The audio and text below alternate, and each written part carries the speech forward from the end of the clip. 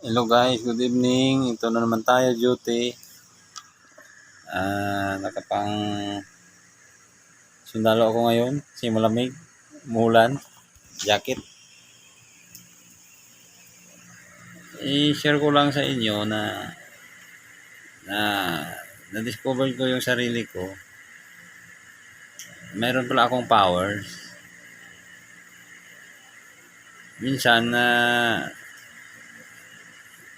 naintindihan ko, pinag-usapan ako ng mga alaga kong hayop. Nililibak nila ako.